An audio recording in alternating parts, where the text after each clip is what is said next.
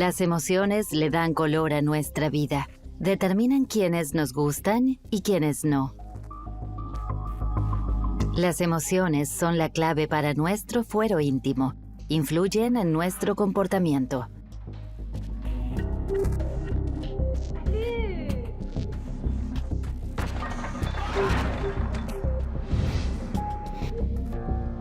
Ya sea para el neuromarketing, las noticias falsas o la videovigilancia, las emociones son algo codiciado y despiertan el interés de grandes compañías, empresarios y gobiernos.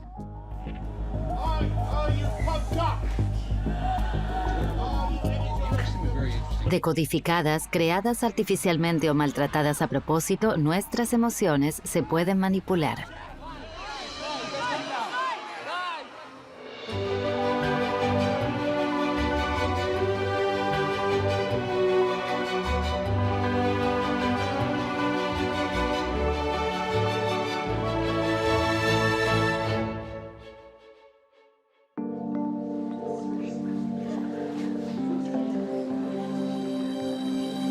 Bonjour tout le monde. Gracias por venir. Les explicaré el tema de la manipulación emocional desde el principio. El cerebro tiene una parte racional que calcula como una computadora y una parte que controla las emociones y toma decisiones espontáneas. Si queremos manipular a alguien mediante el poder de las emociones, primero tenemos que engañar su centro de cálculos. En espectáculos como el del mentalista Fabien Olicard, las emociones son sus aliadas, como demuestra este truco de números. Empecemos con algo sencillo, una prueba. Sean lo más honestos posible. Piensen todos en un número de 3 cifras y díganlo espontáneamente en voz alta en la sala. Para entrenar sus emociones, fijo un marco amplio. Deben pensar un número cualquiera de 3 cifras. Entonces introduzco una restricción. Las 3 cifras deben ser iguales e impares. Eso desencadena emociones fuertes. Su pensamiento se interrumpe. Dígame sus números. 1, 2, 3. Gracias. Dije 3 en voz alta. El cerebro debe decidir rápidamente. Entra en pánico. Se aferra a lo que acaba de escuchar, el número 3, y lo elige 3 veces.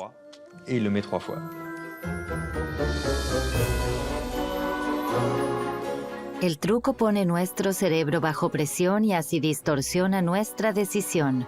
Esta técnica de manipulación se usa a menudo en los trucos de magia.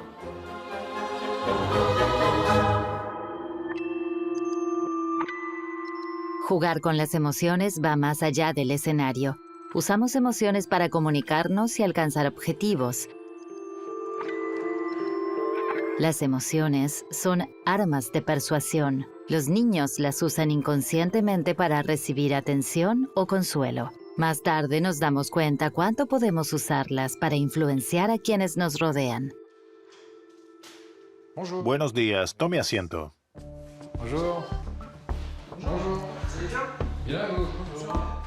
Los investigadores de psicología experimental muestran cómo en pocos minutos se puede lograr que la gente se sienta insegura.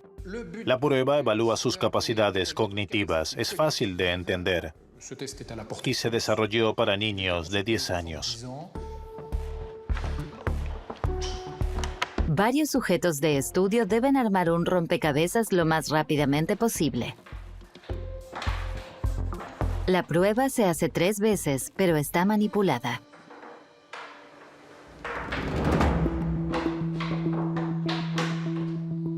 Los candidatos de la derecha arman al rompecabezas rápido porque su rompecabezas es sencillo. Los candidatos de la izquierda recibieron un rompecabezas imposible de resolver.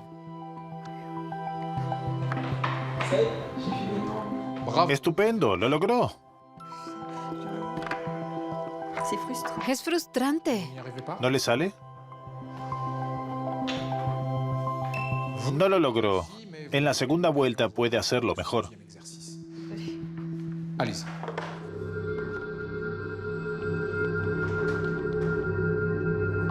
En el segundo intento tienen éxito los mismos candidatos.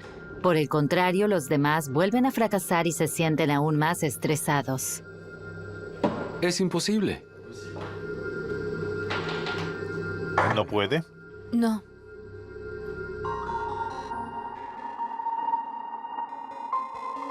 Esas reacciones no sorprenden al psicólogo Benjamin Lubzinski. Lo que el experimento demuestra se llama indefensión aprendida. El sentimiento de fracaso se puede aprender. No me sale. Lo siento. Esto puede hacer que, en esas situaciones, sintamos vergüenza o hasta furia con nosotros mismos. Esos sentimientos causan estrés porque te dices que no puedes hacerlo. Y como no te sale, te vuelves a estresar la próxima vez. Y acabas en un círculo vicioso de fracaso. Empiecen. En el tercer intento, el rompecabezas no está manipulado. Todos los candidatos reciben la misma tarea bien sencilla. Los ganadores se muestran seguros, mientras a los demás los atormenta un miedo al fracaso cada vez mayor.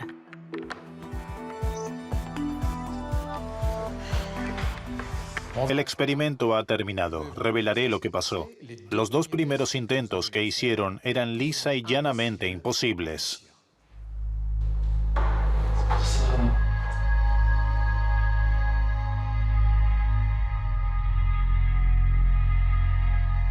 Vieron que en menos de 5 minutos se sintieron tontos y perdieron la confianza porque sus emociones los abrumaron.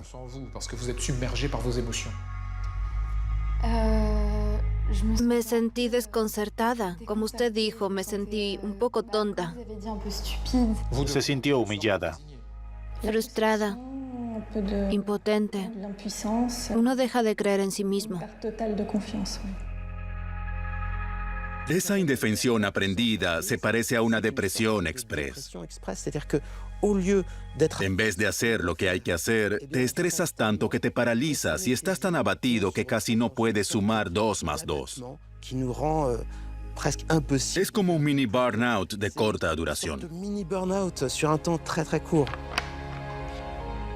Los sujetos de estudio exitosos experimentan lo contrario, aumentan su autoestima, su concentración y su memoria, que también son importantes para estos experimentos. Esto va de la mano de un sentimiento general de confianza en uno mismo, que aumenta con cada ronda y posibilita el éxito.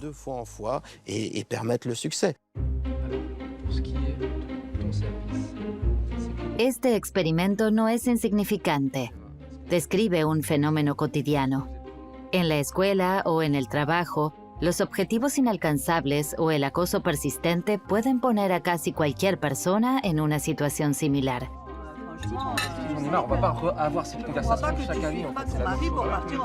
En muchas situaciones, las emociones nos dominan.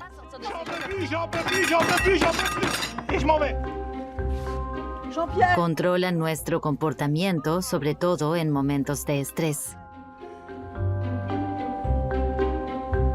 En el Centro de Investigación de las Emociones de la Universidad de Ginebra, David Sander estudia su función cuando tomamos decisiones. Cuando decidimos entre diferentes cosas, nos afectan 2 tipos de emociones: las denominadas emociones integradas y las emociones incidentales. Las emociones integradas a menudo son útiles y nos ayudan a la hora de tomar decisiones. De las emociones incidentales debemos cuidarnos. Imagínese que tiene que escoger entre 2 perfumes en una tienda. Huele los 2 y es lógico que tome su decisión según la emoción que sienta, como el placer. Esas son las denominadas emociones integradas. Algunas emociones pueden ser útiles y positivas en la toma de decisiones, pero otras nos confunden. Por el contrario, las emociones incidentales son las que deben evitarse sistemáticamente. Puede ser lo que siente porque en la tienda suena una determinada canción o porque el vendedor le sonríe muy amablemente. Esas emociones incidentales que no tienen nada que ver con la decisión que se va a tomar distorsionan nuestra elección. Por eso debemos tener cuidado con esas emociones. El efecto de esas emociones incidentales saben aprovecharlo los comercios, las marcas y los vendedores. Un envase atractivo, la música en la tienda y un discurso de venta amistoso animan al cliente a comprar. Desde hace algunos años, nuestras emociones despiertan la codicia de las empresas. Por eso, el denominado neuromarketing combina la neurociencia con el marketing. El neuromarketing existe desde hace unos 10 o 15 años. Está muy extendido. Casi todas las grandes marcas lo usan. La idea básica es que, si se comprende al consumidor a nivel emocional, se pueden satisfacer mejor sus deseos. Es importante saber que uno no siempre se comporta como piensa, sino que se deja llevar por sus emociones.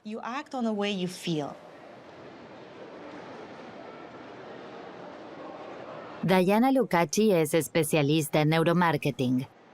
Sigue en directo las emociones de los clientes en una tienda de tecnología. Estamos en un ámbito típico de venta minorista. Los productos compiten por nuestra atención. Hay áreas de artículos muy populares y en otras puede haber ofertas o descuentos especiales. Todo esto está diseñado para apelar a nuestras emociones y procurar que pasemos aquí el mayor tiempo posible. Será emocionante ver qué desencadena exactamente las emociones cuando compramos. Hoy queremos entender mejor qué les parece el ambiente de la tienda, qué les llama la atención, etc. Ferdinand registrará su estado emocional con unos auriculares para ondas cerebrales. Los auriculares miden la actividad en la superficie del cerebro y nos dan indicios sobre cómo reaccionan a los distintos productos de la tienda. Un electroencefalograma mide las ondas eléctricas del cerebro. Los pequeños sensores conectados a la parte superior del cráneo pueden determinar la actividad de las neuronas del cerebro de los candidatos.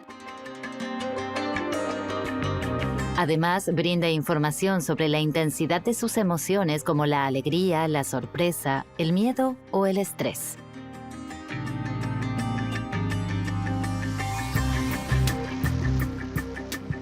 Además de las emociones principales, como el miedo y el placer, también medimos emociones más finas, como la motivación, la carga cognitiva y otras directamente relacionadas con el comportamiento. También se observa la conducta en la tienda de la candidata. Después de unos cuantos estantes, algo parece llamar su atención.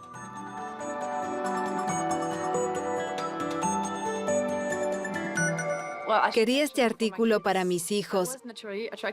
Este rincón me atrajo y ni siquiera me pregunté por qué.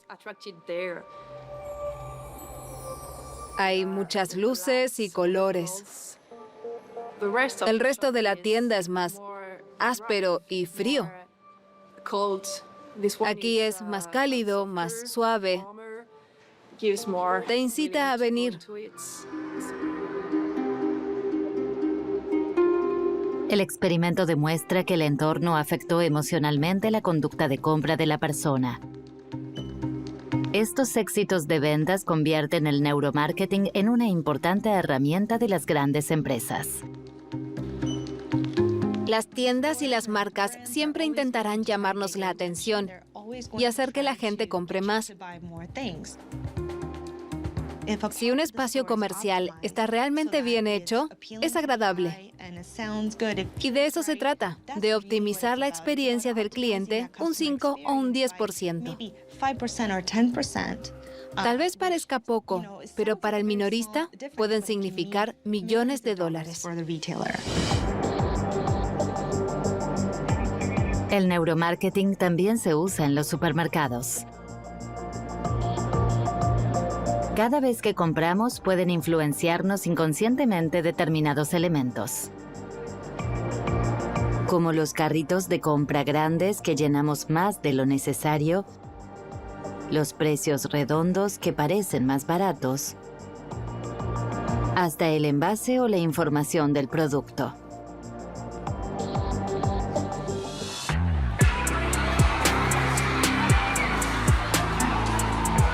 Determinadas decisiones las tomamos contra nuestro entendimiento. Como demuestran las denominadas compras impulsivas, las emociones se manipulan de modo tal que decidimos sin pensar. En nuestra moderna sociedad de consumo, las empresas internacionales usan métodos científicos. Así pueden registrar nuestras emociones sin que nos demos cuenta.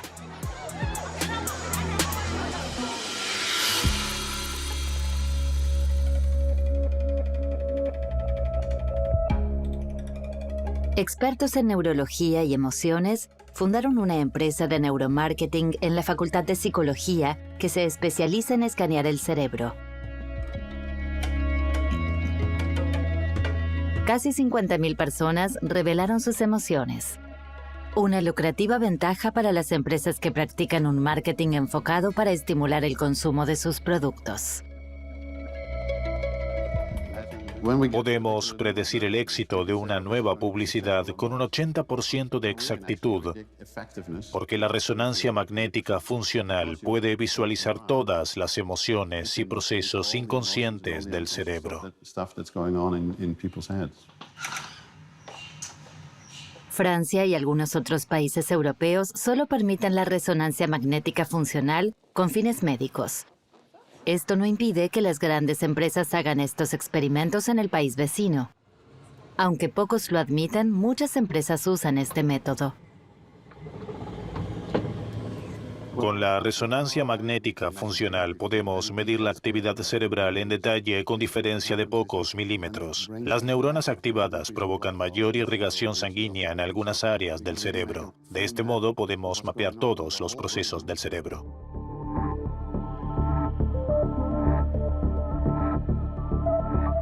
Durante la sesión de resonancia magnética funcional, el candidato ve un anuncio publicitario.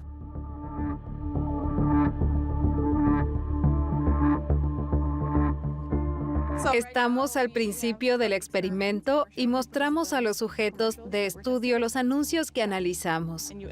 Usamos una línea de tiempo para analizar cómo reaccionaron ante lo que vieron. Los expertos combinan los análisis cerebrales de decenas de personas para evaluar qué anuncios son más eficaces. Hay una especie de receta. Primero se trabaja con el miedo y las emociones negativas. Después se presenta la solución y aparecen las emociones positivas. Al final se activan las emociones más positivas. Así suelen funcionar los anuncios eficaces. Problema, solución, valor añadido. El secreto es filtrar nuestras emociones positivas y después nuestras emociones negativas. Las emociones se basan en redes neuronales. El cerebro no miente. Una mirada al subconsciente puede predecir el comportamiento. Según los análisis de resonancia magnética, las ventas aumentan un 16, 20 y a veces hasta un 30%.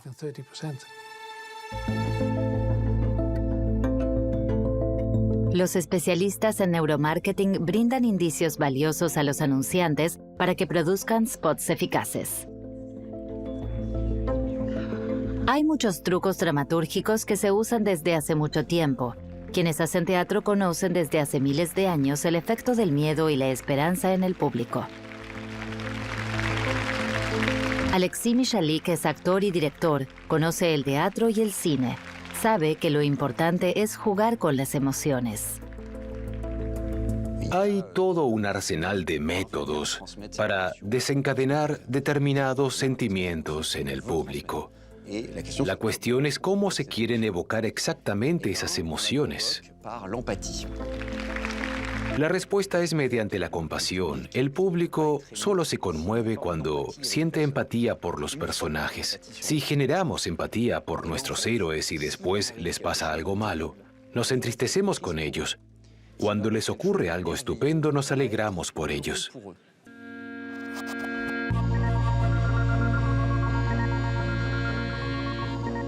La empatía es el ingrediente que conecta con el público.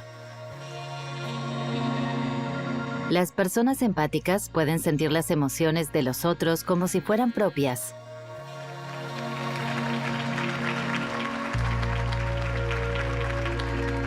Por eso, cada vez más a menudo se miden las emociones del público también en el teatro o el cine.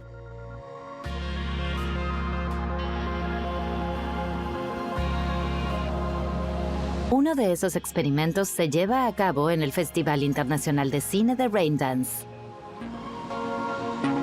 Las emociones del público se miden con ese pequeño aparato. Así, los cineastas obtienen información sobre cómo hacer más atractiva una película. No podemos identificar el tipo de emociones, pero sí su intensidad. Es muy importante para atraer a la audiencia. Recopilamos datos sobre la atención y las respuestas emocionales. Aquí podemos comparar a dos personas del público. Una reaccionó con mucha intensidad durante la función. La otra persona estaba más relajada, menos alterada.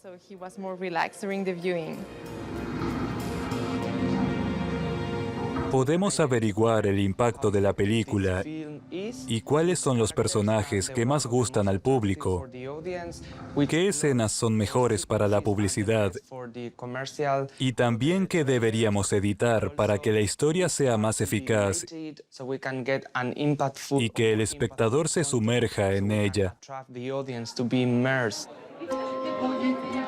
Esto me permite predecir la reacción de la gente ante la película.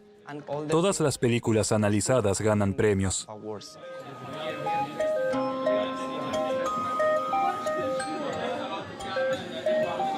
Cada vez son más los cineastas que confían en esos análisis para alcanzar los codiciados premios.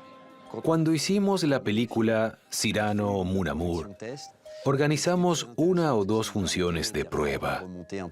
Fue interesante porque nos permitió adaptar la película, acortar pasajes largos. Pero básicamente se trata de la visión del cineasta. Las mediciones de las emociones solo pueden ser tan buenas como el artista y su historia. No existe un software para la historia perfecta. De lo contrario, alguien la habría escrito hace tiempo.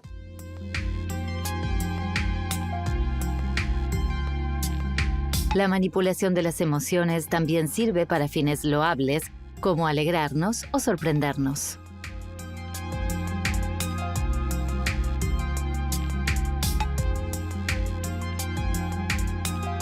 Esas emociones básicas son fáciles de despertar, pero también hay emociones que solo se manifiestan en la interacción con los demás, las denominadas emociones sociales como la vergüenza, la culpa o la confianza. Las ciencias del comportamiento estudian cómo las emociones de una persona pueden influir al prójimo y afectar a un grupo.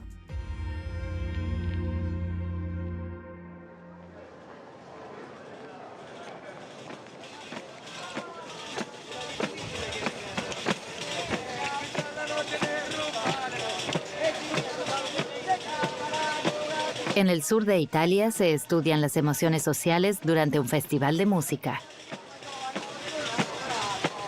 Por medio de juegos de azar y confianza, los científicos ponen a prueba teorías difíciles de verificar en el laboratorio.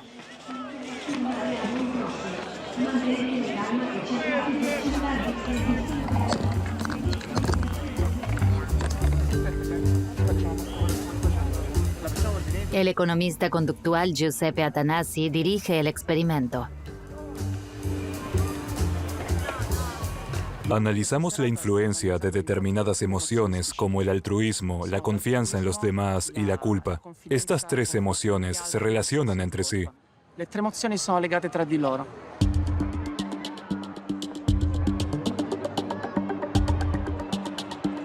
El festival recibe miles de visitantes, por lo que ofrece condiciones ideales para el estudio. En cada partida, 2 personas que no se conocen juegan por un pequeño premio.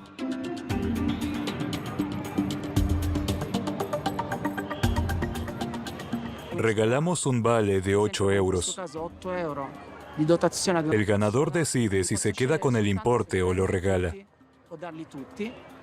Normalmente pensiamo che Partimos del supuesto de que la gente tiende a ser egoísta e individualista y piensa menos en los demás. gli altri Las reglas del juego. Con los ojos cerrados, los participantes sacan una bola de uno de esos vasos. La blanca gana, la naranja pierde. El contrincante gana cuando el otro pierde. El jugador que ha de sacar elige de qué vaso hacerlo. Como cada vaso contiene más o menos bolas blancas, él mismo determina así sus posibilidades de ganar a la vez que la equidad del juego.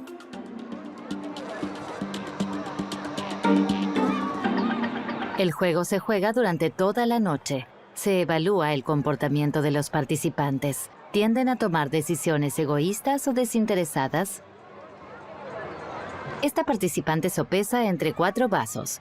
Cuantas más bolas blancas, más posibilidades tiene. Su contrincante se iría entonces con las manos vacías, una decisión egoísta. Elegir el vaso con menos bolas blancas aumenta su riesgo de perder y de que, en cambio, gane el joven que no conoce. Esa sería la decisión altruista. Me gustaría conocer tu decisión. pensi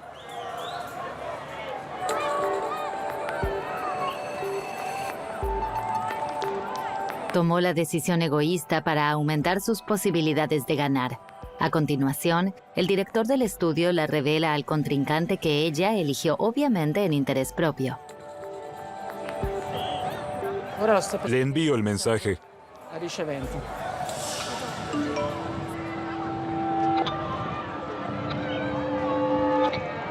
La situación se vuelve incómoda. La participante recibe la oportunidad de cambiar su decisión.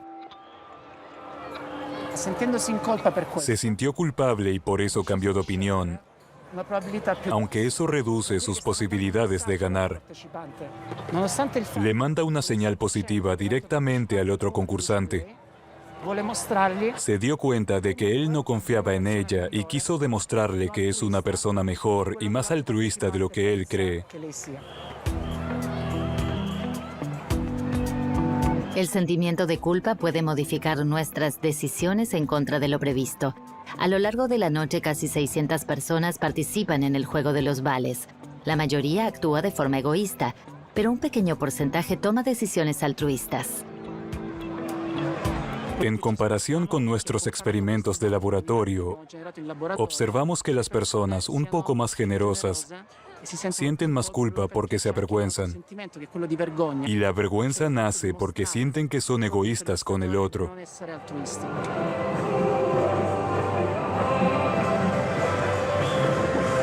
La proporción de decisiones altruistas o desinteresadas sorprende a los investigadores.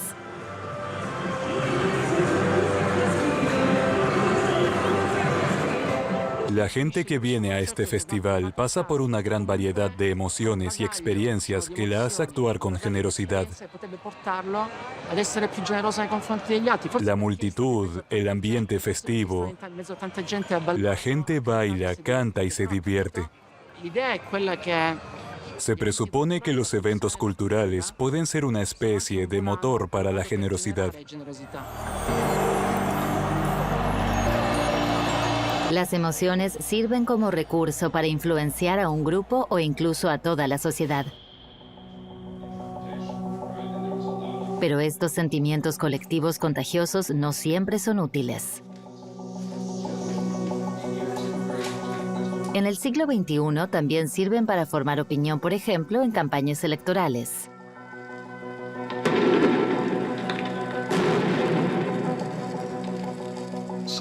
Las elecciones y el decidirse por un candidato es algo puramente emocional. Claro que también votamos según criterios e ideas, pero nunca porque hayamos analizado un programa electoral completo. Las personas no son tan racionales, somos seres bastante irracionales. El que además aprovecha los puntos débiles del cerebro, quien domina mejor la psicología, gana, así de simple.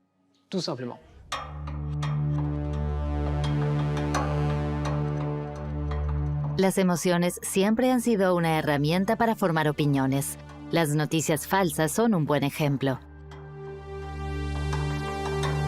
Viven de las emociones, sobre todo del miedo.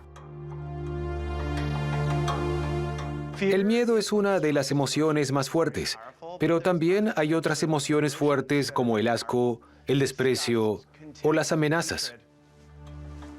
Los terroristas, los racistas y otros extremistas usan esas emociones fuertes, así difunden sus mensajes y ganan adeptos a sus ideologías.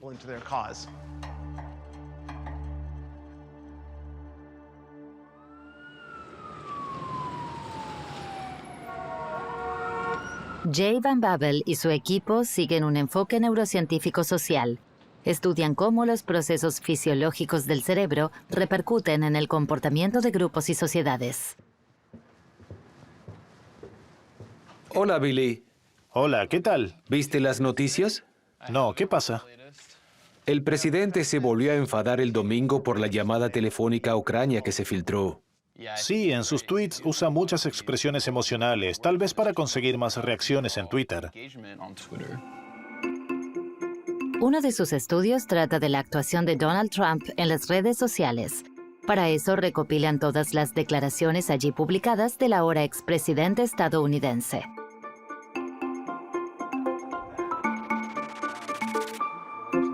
Después, revisan los textos en busca de un vocabulario emocional determinado.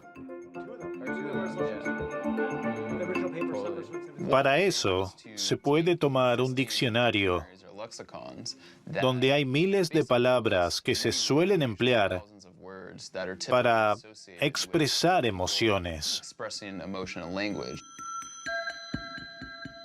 Palabras como terrorismo, matar, atacar o víctima pueden desencadenar la excitación emocional en las personas. En este diccionario científico se recogen más de 3.000 palabras de carga emocional.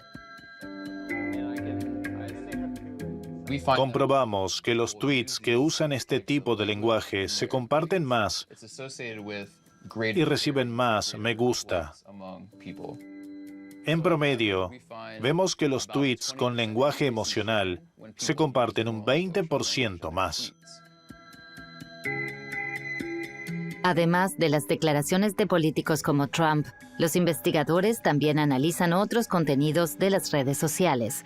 No solo se comparten muchísimos tweets políticos, también información falsa y distorsionada.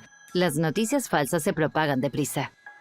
Un estudio a gran escala demuestra que las noticias falsas tienen más probabilidades de difusión que las reales. Aparentemente es porque las noticias falsas apelan a las emociones, han de provocar indignación, ira, tristeza o alegría.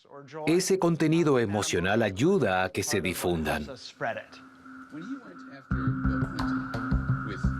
Las noticias falsas se difunden 6 veces más rápido en Internet que la información convencional. Casi todos nos hemos dejado engañar por ellas en algún momento. ¿Por qué nuestro cerebro se deja tomar el pelo como con esta noticia falsa que da la vuelta al mundo pocos días después de la investidura de Trump en 2017? This was the largest audience to ever witness an inauguration, period, both in person and around the globe. La prensa desmiente rápidamente esta afirmación del portavoz de la Casa Blanca y la refuta mediante tomas aéreas frente al Capitolio. Vemos cómo varía la cantidad de público. En la investidura de Barack Obama, hubo bastante más gente que en la de Trump. ¿Por qué se difunde esa mentira? Porque el gobierno de Trump quería influenciar la percepción de la realidad. Un instituto de sondeo político encuestó a casi 1.000 personas sobre la noticia falsa. Algunos aún lo creían pese a haber visto después las pruebas en contra. Cuando los politólogos compararon la multitud de Trump con la de Obama, descubrieron que para el 15% de los seguidores de Trump, la pequeña multitud era más grande. Decían que había mucha más gente en la de Trump, lo que sugiere que los que votaron a Trump creen cosas que no coinciden con la realidad.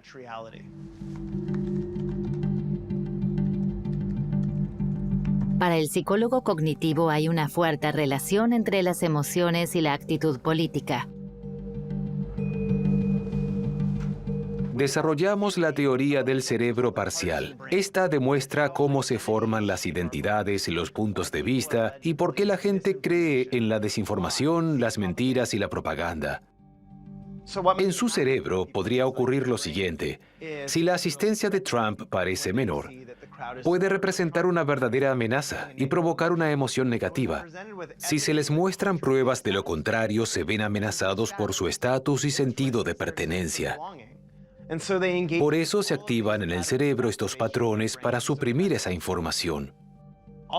Son estrategias posibles para omitir información que nos resulta amenazante.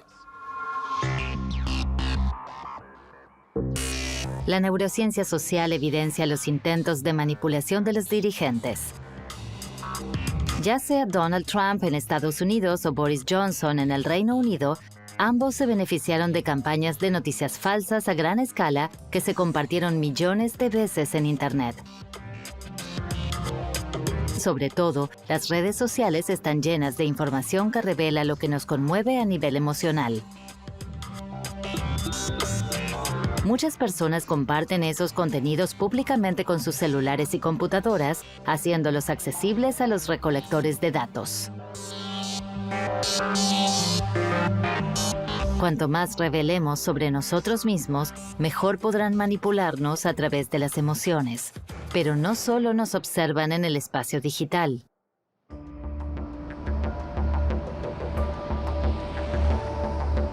Cada vez se usa más la videovigilancia en lugares públicos, y aquí también exponemos las emociones.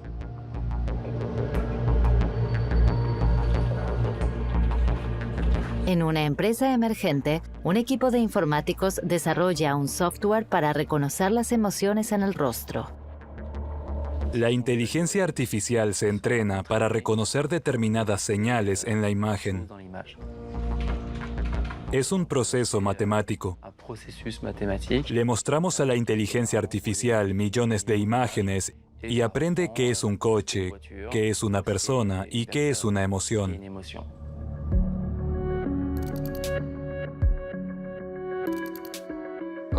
Ahora fingimos 3 emociones y probamos el software. ¿Puede intentar sonreír, por favor? Muy bien. Aquí vemos todas las oscilaciones de la interfaz. Son estos pequeños campos que aparecen con cada emoción. Bueno, ahora enfadada, por favor. Perfecto. Cambió directamente. Podemos repetirlo con todas las emociones, ya sea alegría, sorpresa, asco o miedo. El software capta cientos de expresiones mínimas para identificar las emociones con fines específicos. El reconocimiento de emociones se utiliza de diferente manera, por ejemplo, según el país. Se puede usar para controlar el bienestar y averiguar en qué regiones la gente está de buen humor y dónde está más malhumorada, y así tratar de equilibrarlo. Así, por ejemplo, podrían reemplazarse los sondeos que preguntan sobre satisfacción. Se puede saber directamente si un medio de transporte público satisface a los ciudadanos, si una plaza, un café, un barrio les parece agradable. Esa es la visión que tenemos sobre la aplicación del software en las ciudades. También hay posibilidades de uso en el ámbito interpersonal.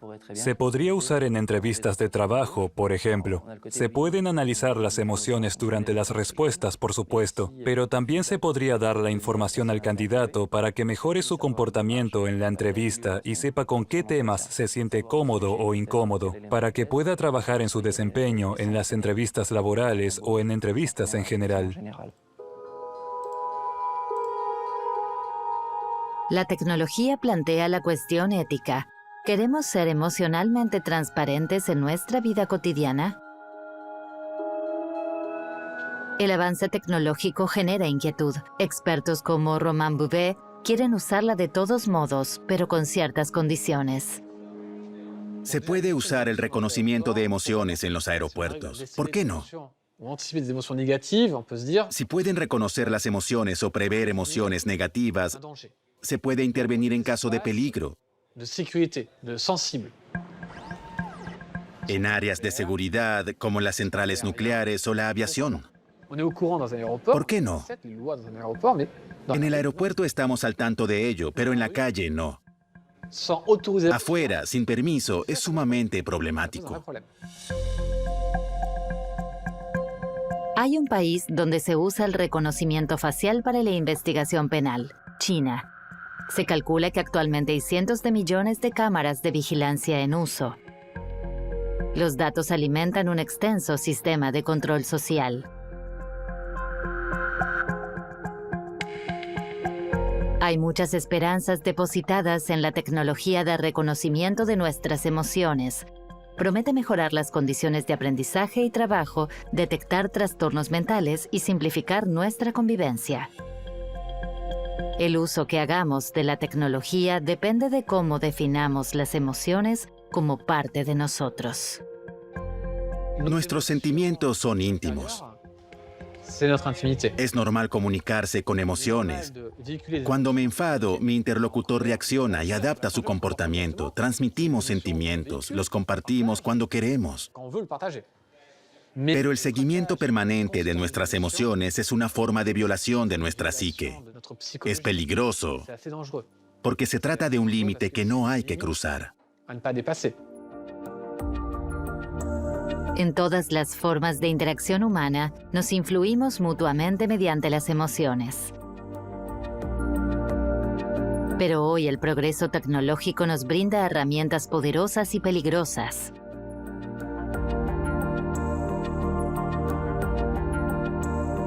Todavía tenemos la opción de limitar el uso de esas tecnologías y la posibilidad de contrarrestarlo con una mejor comprensión de nuestras emociones.